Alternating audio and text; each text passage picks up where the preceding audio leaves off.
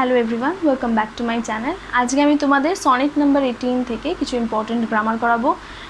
Already এই চ্যাপ্টারের উপর পার্ট 1 ভিডিও বানিয়ে ফেলেছি, তোমরা দেখে নিও।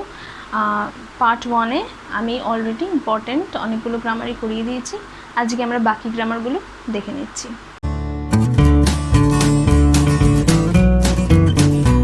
আচ্ছা, দেখে নিচ্ছি কোয়েশ্চেন নাম্বার 1। কোয়েশ্চেন নাম্বার 1-এ বলছে the eternal summer shall not fade. ঠিক আছে, the eternal summer shall not fade এটাকে বলেছে কমপ্লেক্স অ্যান্ড কম্পাউন্ড সেন্টেন্সে করতে। পার্ট 1-এ আমার মনে পড়ছে না যে কমপ্লেক্সে বানিয়েছিলাম কিনা, বানিয়েও দিতে পারি, যাই হোক। তো আবার আমরা করে ফেলছি।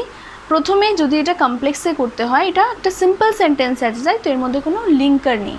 এটাকে যদি আমরা কমপ্লেক্সে করি তাহলে একটা লিঙ্কার আনতে হবে। ঠিক আছে, তাহলে আমরা এভাবে লিখতে পারি। আচ্ছা, দ্য ইটার্নাল সামার, তো ইটার্নাল সামার, সামারটাকে ইটার্নাল বলা হয়েছে, সামারটাকে একটা অ্যাডজেক্টিভ দেওয়া হয়েছে, তাই তো ইটার্নাল। এটাকে আমরা আলাদা করে দেবো, তাহলে হয়ে যাবে দ্য সামার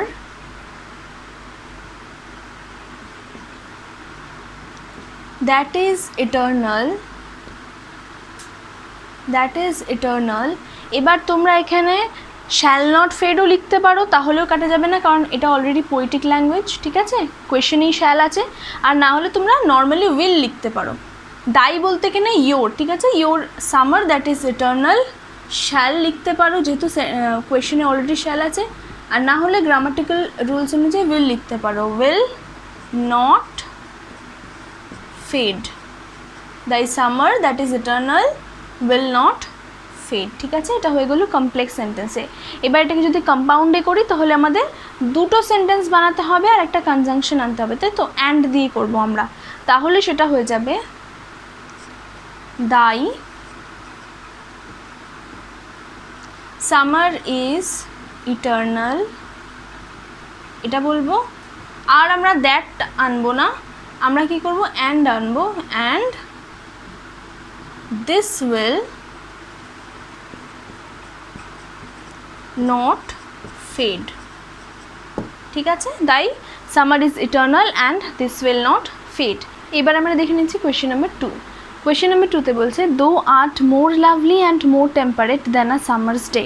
এটাকে বলেছে চেঞ্জ ইন্টু নেগেটিভ সেন্টেন্স। আচ্ছা, এটা পজিটিভে আছে, এটাকে নেগেটিভ সেন্টেন্স করতে বলেছে। ঠিক আছে, কিন্তু আরেকটা জিনিস খেয়াল করো, এটা কিন্তু ডিগ্রি চেঞ্জও হতে পারে। মানে এটা আছে মোর lovely and more temperate than a summer's day, অর্থাৎ এটা আছে, এই সেন্টেন্সটা কম্পারেটিভ ডিগ্রিতে আছে, এটা কিন্তু এভাবেও বলতে পারে যে পজিটিভ ডিগ্রিতে করো। ঠিক আছে, আর নেগেটিভ সেন্টেন্স, তাহলে নেগেটিভ সেন্টেন্স আমরা যখন করব তোমরা দেখতেই পারবে যে সেটা অলরেডি পজিটিভ সেন্টেন্সেই কিন্তু হয়ে যাবে।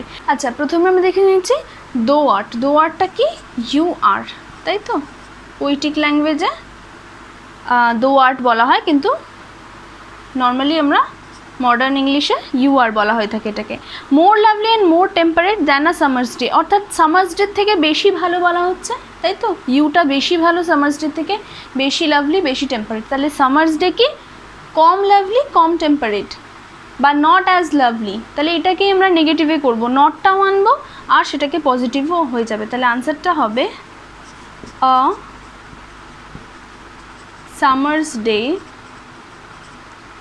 আচ্ছা, প্রেজেন্টে আছে যেহেতু প্রেজেন্টেই লিখবো, আর সামার্স ডে ইজ নট, এই যে নট আনলাম মানে নেগেটিভও হলো। ঠিক আছে, এবার আমরা অ্যাজ দিয়ে করব, মানে পজিটিভ ডিগ্রিতেও হয়ে যাবে। তাহলে আ summer's day is not as lovely and temperate as though art, তার মানে অ্যাজ ইউ আর। ঠিক আছে, এই যে আমরা দুটো অ্যাজের মাঝখানে এই অ্যাডজেক্টিভটা বসালাম লাভলি অ্যান্ড টেম্পারেট, এর জন্য এটা কি হয়ে গেল, পজিটিভ ডিগ্রি। ঠিক আছে, এবার কোয়েশ্চেন নাম্বার 3 দেখছি। হ্যাঁ, কোয়েশ্চেন নাম্বার 3-তে বলছে আ summer's day is lovely and temperate, full stop দিয়ে বলছে thou art more lovely and more temperate, এটাকে বলেছে জয়েন ইন্টু সিম্পল সেন্টেন্স। তাহলে জয়নিং করতে হবে, তাই তো সিম্পল সেন্টেন্স দিয়ে, কোনো লিঙ্কার থাকলে চলবে না। আচ্ছা, যেহেতু সামার্স ডে থেকে ইউ আর মোর লাভলি বলছে, তাহলে আমরা এইভাবে লিখব সেন্টেন্সটা, সিম্পল সেন্টেন্সে যেহেতু করতে হবে, দো আর্ট মানে you are more lovely and more temperate than a summer's day। ঠিক আছে, এভাবে আমরা আনসারটা করব। এবার আমরা চলে যাচ্ছি কোয়েশ্চেন নাম্বার 4-এ। কোয়েশ্চেন নাম্বার 4-এ বলছে summer's lease hath all too short a date. ঠিক আছে, এই হ্যাথটা হচ্ছে হ্যাজ। ঠিক আছে, পোয়েটিক ল্যাঙ্গুয়েজ বলে HATH করেছে। এবার এটাকে যদি আমরা কমপ্লেক্সে করি তাহলে আমরা একটা লিঙ্কার আনতে হবে, আর এভাবে লিখব, it is Summers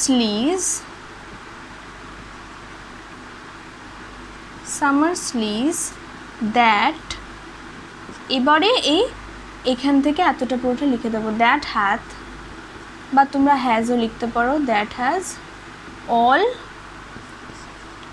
two short a date. ঠিক আছে, এবার আমরা দেখে নিচ্ছি কোয়েশ্চেন নাম্বার 5। এখানে একটা ন্যারেশন চেঞ্জ বলেছি। ঠিক আছে, চেঞ্জ দ্য ন্যারেশন।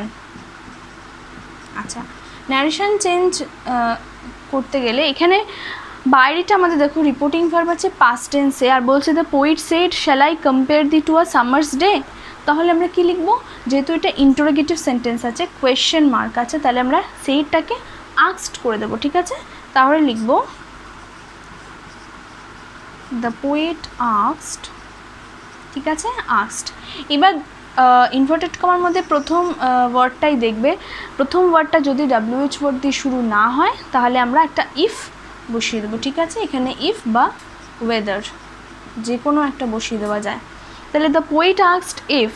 আচ্ছা, এবার এই আইটা কাকে বোঝাচ্ছে, পোয়েটকে, তাহলে হি হয়ে যাবে। তাহলে ইফ হি, আচ্ছা হি বসলো। এই যে শ্যালটা, এই শ্যালটা এখানে কি হয়ে বসবে, শ্যালের পাস্ট ফর্ম শুড, এভাবে হবে না, শুড বলবে না, সেটা উড হয়ে যাবে। ঠিক আছে, কারণ কি হি এর পাশে আমরা বসাচ্ছি, আর যদি এখানে আইও থাকতো তাহলে আই এর পাশে শুড হতো না, উড হয়ে যেত। ঠিক আছে, শ্যালের পাস্ট ফর্ম উড হয়ে যায়। তাহলে হি, ইফ হি উড বসলো। এরপরে মেন ভার্বটা আমরা বসিয়ে দেবো, ইফ হি উড। আমরা তো আনসার প্যাটার্নে লিখবো, মানে ইফ বা ওয়েদারটা লেখার পরে তোমরা দেখবে সাবজেক্ট কোনটা। ঠিক আছে, ভার্ব যাই থাকুক না কেন শুরু হওয়ার সময় সাবজেক্ট আই, সেটাকে আমরা কনভার্ট করে দিলাম হিতে। এরপরে যদি এরকম কোনো অক্সিলারি ভার্ব থাকে, শ্যাল, উইল বা মডেল ভার্ব, তাহলে আমরা লিখবো, এরপরে মেন ভার্বটা লিখবো কম্পেয়ার। ঠিক আছে, ইফ হি উড কম্পেয়ার। এবার দি মানে ইউ আছে, তো ভেতরে যদি ইউ থাকে, ইউ তোটা ইউ হয়ে বসবে না, তাই না, ফ্রেন্ডকে বসেছে, তাহলে হিম হয়ে যাবে। ইফ হি উড কম্পেয়ার হিম, ঠিক আছে, টু আ সামার্স ডে বলে এখানে ফুল স্টপ হয়ে যাবে, কোয়েশ্চেন মার্কটা কিন্তু ফুল স্টপে চেঞ্জ হয়ে যাবে। ঠিক আছে, চলো এবার আমরা দেখে নিই কোয়েশ্চেন নাম্বার 6। কোয়েশ্চেন নাম্বার 6-এ বলছে the poet observed rough winds do shake the darling birds of May. ঠিক আছে, ন্যারেশন চেঞ্জ করতে বলেছে। আচ্ছা, এটা দেখো বাইরে রিপোর্টিং ভার্ব অবজার্ভ মানে পাস্ট টেন্সে আছে, অর্থাৎ আমরা ভেতরে যে রিপোর্টেড স্পিচ ওটাকেও ঠিক সিম্পল পাস্টে করে দেবো। আচ্ছা, তাহলে কি দাঁড়াচ্ছে, দ্য পোয়েট অবজার্ভড, এবার ইনভার্টেড কমাটা উঠে গিয়ে একটা দ্যাট বসলো, তাই তো, দ্যাট রাফ উইন্ডস যেটা আছে সেটাই হয়ে যাবে, দ্যাট রাফ উইন্ডস। এবার যে মেন ভার্বটা, আমরা শেকটাকেই কিন্তু মেন ভার্ব হিসেবে নেব, ডুটাকে না। ঠিক আছে, শেক, তাহলে এটাকে পাস্ট ফর্ম করলে কি হয়ে যায়, শুক হয়ে যায়, তাই তো।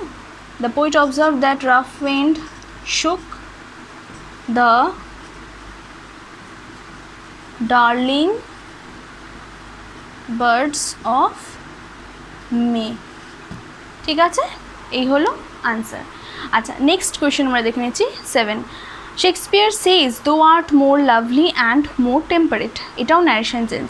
আচ্ছা, এক্ষেত্রে কিন্তু দেখো রিপোর্টিং ভার্বটা খুব খেয়াল রাখবে, সবসময় যে পাস্টেই আসবে তার কোনো মানে নেই। সেজ যেমন প্রেজেন্টে আছে, রিপোর্টিং ভার্ব যদি সিম্পল প্রেজেন্ট টেন্সে থাকে তাহলে ভেতরের টেন্সের কোনো পরিবর্তন হয় না। ঠিক আছে, প্রোনাউনগুলোর পরিবর্তন হবে, ইউ এগুলো হি হয়ে যাবে, আইগুলো শি হি এগুলো হয়ে যাবে, প্রোনাউনের পরিবর্তন হবে, কিন্তু টেন্সের কোনো পরিবর্তন হবে না। তাহলে এটা কি দাঁড়াবে, আচ্ছা লিখে নিলাম আমরা, শেক্সপিয়ার সেজ দ্যাট। ঠিক আছে, ইনভার্টেড কমা তুলে আমরা একটা দ্যাট বসালাম দ্যাট। আচ্ছা দো আর্ট মানে কি ইউ আর। এবার ইউটা কি হয়ে যাবে যদি আমরা প্রোনাউনটাকে চেঞ্জ করি, কবি কাকে বলেছিলেন তার বন্ধুকে, তাহলে সেটা তো আর এখন তুমি থাকবে না, এটা সে হয়ে যাবে হি। আর হি এর সাথে প্রেজেন্টেই রাখবো তাই ওয়াজ হবে না, এবারে কিন্তু হি এর সাথে ইজ বসবে, তাহলে he is more lovely and more temperate. ঠিক আছে। আচ্ছা কোয়েশ্চেন নাম্বার 8 বলছে the eternal summer shall not fade. এই সেন্টেন্সটা নিয়ে আমরা অনেকগুলোই গ্রামার করলাম, এবারে আরেকটা গ্রামার করবো যেটা হচ্ছে ইউজ ইনফিনিটিভ। ঠিক আছে, ইনফিনিটিভ মানে কি? ইনফিনিটিভ মানে হচ্ছে টু প্লাস ভার্বের ব্যবহার, ভার্বের ফার্স্ট ফর্ম থাকবে। এরকম একটা সেন্টেন্স লিখতে হবে যাতে এরকম টু এর পরে ভার্বের মেন ভার্বের ফার্স্ট ফর্মটা থাকে। তাহলে আমরা এটা কিভাবে লিখতে পারি? The eternal summer shall not fade, আমরা করে দেবো the eternal summer is not, যেহেতু এটা ফিউচার টেন্স তাই তো শ্যাল নট বোঝাচ্ছে, তাহলে আমরা is not going to fade. Future টেন্সকে আমরা ইজ নট গোয়িং টু দিয়েও লিখি তাই তো, তাহলে এই যে টু ফেড এটাই কিন্তু দেখো টু প্লাস ভার্বের ফার্স্ট ফর্মের মতন দেখতে, মানে এটাই হচ্ছে ইনফিনিটিভ। তাহলে এটা হলো answer, the eternal summer is not going to fade. I hope ভিডিওটা তোমাদের জন্য হেল্পফুল হবে, তোমরা এটা ফ্রেন্ডদের সাথে শেয়ার করো, ভিডিওটা ভালো লাগলে লাইক করে দিও, কমেন্ট করতে পারো। আমার চ্যানেলের প্লেলিস্টে গিয়ে তোমরা অন্যান্য ভিডিও দেখতে পারো, আশা করি তোমাদের জন্য নিশ্চয়ই হেল্পফুল হবে। আর আমি মাধ্যমিকের ওপর একটা সাজেশন বানিয়েছি, মাধ্যমিকে 2021 ইংলিশের সাবজেক্টের ওপর, তো অবশ্যই তোমরা মাধ্যমিকের স্টুডেন্টদের সাথে সেটা শেয়ার করে দিই, তাদের জন্য সেটা ভীষণই হেল্পফুল হবে। This was all for today's video, thank you for watching.